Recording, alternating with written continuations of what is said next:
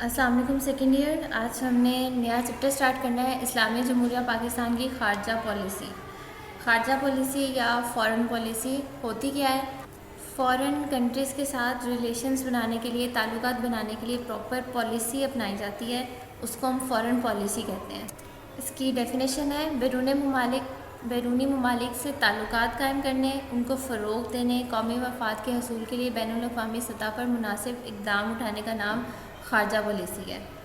मतलब कि किसी भी फ़ॉरेन कंट्री के साथ ताल्लुकात बनाने हैं, उसके साथ अच्छे ताल्लुकात बनाने हैं। फ़रोग़ देने का, ताल्लुकात को फ़रोग़ देने का ये मतलब है उनके साथ अच्छे ताल्लुकात बनाने हैं, उनके साथ एक्सपोर्ट इम्पोर्ट करना है, फिर बहुत से मुआहदे साइन करने हैं अपने कौमी मफाद के हसूल के लिए, प्रोजेक्ट स्टार्ट करने हैं। ये उसी सूरत में मुमकिन है जब आपके पास एक प्रॉपर प्लान होगा कि आपने किसी से बात कैसे करनी है, किसी कंट्री के साथ ताल्लुकात अपने अच्छे कैसे रखने हैं।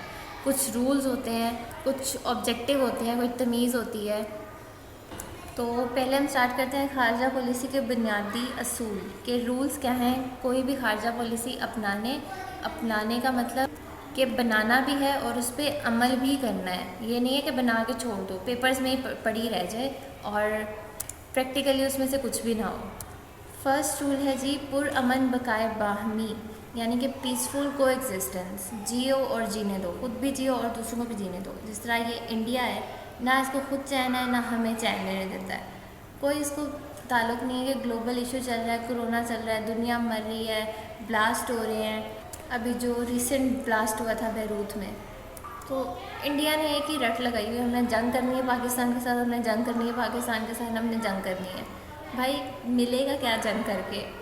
जब सब कॉन्टिनेंट था तब भी इनको चैन नहीं था, अब अलग-अलग मुल्क हो गए हैं तब भी इनको चैन नहीं है। अब बिल्कुल अलग-अलग हो गए हैं तो कुछ तो हमसायों का ख्याल रखना चाहिए कि उनकी वैल्यूज़ का एहतराम करना चाहिए। यही होता है पीसफुल को एग्जिस्टेंस। अगर आपने एक दूसरे के साथ रहना है तो अच्छे तरीके से रहना पड़ेगा, वरना तो ज़ाहिर है एटॉमिक पावर्स हैं दुनिया में, अगर इनके ताल्लुकात ही अच्छे ना हो और ये जंग लड़ने पे आ जाए तो यहाँ से एक धमाका होना, उधर से दूसरा ब्लास्ट होना, दुनिया ख़त्म बस। तो पीसफुल को एग्जिस्टेंस है क्या? दूसरों की आज़ादी, खुद मुख्तारी और इक़्तिदार आला, इनका एहतराम करना। पाकिस्तान का ये मानना है कि वो ये तीनों काम करता है। दूसरों के ममालिक उनकी आज़ादी का भी ख्याल रखता है, खुद मुख्तारी का भी और इक़्तिदार आला का भी, और दूसरे ममालिक से भी यही तवक्को रखता है। जैसे इमरान खान कहता है इंडिया को कि हम आप एक कदम बढ़ाएं, हम 4 कदम बढ़ाएंगे, 10 कदम शायद, जो भी है। तो यही एक रूल होता है फ़ॉरेन पॉलिसी का, एक कदम वो बढ़ाएं, 10 कदम हम बढ़ाएं, वरना ज़रूरत क्या है इंडिया के मुँह लगने की। दूसरा, किसी भी मुल्क के इंटरनल अफेयर्स में टांग नहीं अड़ानी। जो ये काम सिर्फ अमेरिका एंड रशिया, ये जो 2 सुपर पावर्स हैं, इनका काम है। हर कंट्री के इंटरनल अफेयर्स में टांग अड़ानी है इन्होंने। तो अगर फ़ॉरेन ताल्लुकात कंट्रीज़ के साथ आपने अच्छे रखने हैं तो इस प्रिंसिपल पे अमल करना है कि इंटरनल अफेयर्स किसी भी मुल्क के, उसमें दखल अंदाजी नहीं करना, बिला वजह फुप्पो नहीं बनना उसकी। फिर जी नेक्स्ट रूल है गैर जानिबदारियत, यानी कि नॉन अलाइनमेंट। अब नॉन अलाइनमेंट बेसिकली होता क्या है? जब वर्ल्ड वॉर 2 हुई थी, वर्ल्ड वॉर 2 के बाद जो पूरी दुनिया थी 2 हिस्सों में डिवाइड हो गई थी, 2 ब्लॉक्स में डिवाइड हो गई थी, एक वेस्टर्न ब्लॉक और एक ईस्टर्न ब्लॉक। जैसे भी बात हुई है, 2 सुपर पावर्स हैं, अमेरिका एंड रशिया। जो वेस्टर्न ब्लॉक है उसको अमेरिका कंट्रोल करता है। वेस्टर्न ब्लॉक में बहुत सारी कंट्रीज़ आ जाती हैं जो नेटो से रिलेटेड होती हैं, नेटो के मेंबर्स हैं, और भी काफ़ी बड़ी अलायंस बन जाती है। तो दुनिया 2 हिस्सों में डिवाइड हो गई है, यानी कि 2 वर्ल्ड्स में डिवाइड हो गई है। जो अमेरिका कंट्रोल कर रहा है, जिस ब्लॉक में अमेरिका है और दूसरे कंट्रीज़ हैं जो अमेरिका के अंडर आते हैं, उसको हम पहली दुनिया या फर्स्ट वर्ल्ड भी कहते हैं। और रशिया, ये जिस ब्लॉक को कंट्रोल कर रहा है, पूरे कंट्रीज़ की अलायंस बनी हुई है, उसको कहते हैं ईस्टर्न ब्लॉक। पहले ईस्टर्न ब्लॉक को चाइना भी चला रहा था, क्योंकि चाइना भी सुपर पावर है एक टाइप की, लेकिन अब ज़रा ये अमेरिका और रशिया, ये दोनों ही अजीब हरकतें कर रहे हैं। अच्छा जी, अब गैर जानिबदारियत क्या है, नॉन अलाइनमेंट क्या है? कि ना वो कंट्री वेस्टर्न ब्लॉक से वाबस्ता हो, ना वो कंट्री ईस्टर्न ब्लॉक में हो। इन दोनों ब्लॉक्स के अलावा कुछ कंट्रीज़ हैं जो वेस्टर्न ब्लॉक में, सारे कंट्रीज़ वेस्टर्न ब्लॉक में नहीं है। जो वेस्ट के कंट्रीज़ हैं, सारे वेस्ट के कंट्रीज़ भी वेस्टर्न ब्लॉक में नहीं है। कुछ कंट्रीज़ हैं जो इंडिपेंडेंट है, किसी ब्लॉक से ताल्लुक़ नहीं रखते, ना ईस्टर्न ब्लॉक से ना वेस्टर्न ब्लॉक से। उन ब्लॉक्स को फिर हम कहेंगे कि वो न्यूट्रल वर्ल्ड कहलाता है या न्यूट्रल ब्लॉक कहलाता है। क्योंकि जो इन ब्लॉक्स में कंट्रीज़ होती हैं, जिस तरह अगर वेस्टर्न ब्लॉक्स के कंट्रीज़ हैं, ये किसी और कंट्री के साथ ताल्लुक़ रखना चाह रहे हैं, ऐसे नहीं रख सकते बगैर अमेरिका की परमिशन के।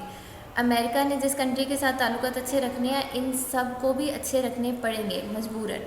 और अमेरिका की जिसके साथ लड़ाई होनी है, इन्होंने भी लड़ाई करनी है, क्योंकि नेटो के मेंबर्स आ जाते हैं और बाकी भी वेस्टर्न ब्लॉक की कंट्रीज़ आ जाते हैं। तो ये पूरी अलायंस बनी हुई है जो रेड से मार्क हुआ हुआ है, ये USSR यानी कि union of Soviet socialist republics, Russia, इसका ये दूसरा नाम है। इन्होंने ईस्टर्न अलायंस बनाई है। ये जितने भी कंट्रीज रेड से मार्क हैं, ये सारे रशिया के कंट्रोल में आते हैं। और वेस्टर्न ब्लॉक, ये वाला सारा, ये सारे कंट्रीज आते हैं USA के अंडर। फिर जी जो इन दोनों ब्लॉक्स में नहीं आते, वो नॉन अलाइंड कंट्रीज़ कहलाते हैं, जिनका ताल्लुक़ इन दोनों में से किसी भी ब्लॉक के साथ नहीं है।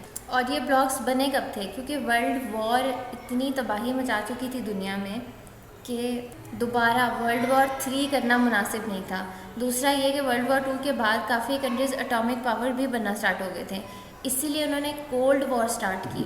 एक होता है हॉट वॉर और एक होता है कोल्ड वॉर। हॉट वॉर होता है जो मैदान जंग में आमने सामने खड़े होकर तलवारों के साथ लड़ी जाती है, मतलब अब तो गन्स के साथ और उसके साथ लड़ी जाती है, उसको कहते हैं हॉट वॉर। कोल्ड वॉर होती है बग़ैर मैदान जंग में उतरे, वैसे ही ताल्लुकात ख़राब किए जाने, एक दूसरे की टांग खींची जानी है, अच्छी खासी जियोग्राफिकल टेंशन चल रही होती है, जियो पॉलिटिकल टेंशन्स। तो पाकिस्तान ने अपनी फॉरेन पॉलिसी में एक पॉइंट ऐड किया कि गैर जानिबदार रहना है, ना वेस्टर्न ब्लॉक में जाना है ना ईस्टर्न ब्लॉक में जाना है, न्यूट्रल रहना है। क्योंकि कहते हैं पहले पाकिस्तान था वेस्टर्न ब्लॉक में, अमेरिका के साइड पे। फिर वही बात जो जिससे अमेरिका अच्छे ताल्लुकात रखेगा, उससे पाकिस्तान को अच्छे ताल्लुकात रखने पड़ेंगे। जिससे अमेरिका बुरे ताल्लुकात रखेगा, उसके साथ पाकिस्तान को बुरे ताल्लुकात रखने पड़ेंगे।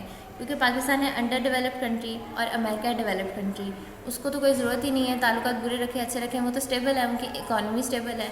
हमारी इकॉनमी अभी भी स्टेबलाइज नहीं है, इसलिए पाकिस्तान बिल्कुल इंडिपेंडेंट हो गया, वेस्टर्न ब्लॉक से भी ईस्टर्न ब्लॉक से भी, और बिल्कुल न्यूट्रल कंट्री हो गया।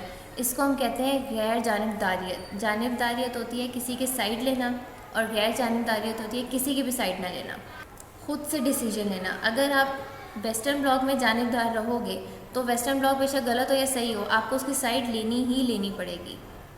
गैर जानिबदारियत इससे मुराद है किसी भी ब्लॉक के साथ खुद को वाबस्ता ना किया जाए और तमाम ममालिक के साथ बेहतर ताल्लुकात मुस्तहकम किए जाएँ। आगे हम सारे कंट्रीज़ के साथ ताल्लुकात पढ़ेंगे खारजा पॉलिसी में, उसमें हम ये नोट करेंगे कि पाकिस्तान इंडिपेंडेंट है रशिया से भी, अमेरिका से भी। वो अलग बात है कुछ गवर्नमेंट्स आई थी जो दब जाती हैं, प्रेशराइज हो जाती हैं। फिर जब ये किसी के भी अंडर नहीं है तो पाकिस्तान क्या कर रहा है, जो डेवलप्ड कंट्रीज़ हैं अमेरिका, रशिया, चाइना, बरतानिया, फ्रांस और भी काफ़ी सारे ममालिक, उनके साथ ताल्लुकात इसके काफ़ी कायम हो रहे हैं। और एक ऑर्गेनाइजेशन है नॉन अलाइंड मूवमेंट, उसमें जितने भी न्यूट्रल कंट्रीज़ हैं जो थर्ड वर्ल्ड के ममालिक आते हैं, जो ना ईस्टर्न ब्लॉक में है ना वेस्टर्न ब्लॉक में है, ये सारे इस ऑर्गेनाइजेशन के मेंबर्स होते हैं। और पाकिस्तान भी फिर NAM यानी कि गैर वाबस्ता ममालिक की तंजीम, नॉन अलाइंड मूवमेंट, इसका मेंबर है। बाकी इंशाल्लाह नेक्स्ट वीडियो में। थैंक यू, अल्लाह हाफिज़।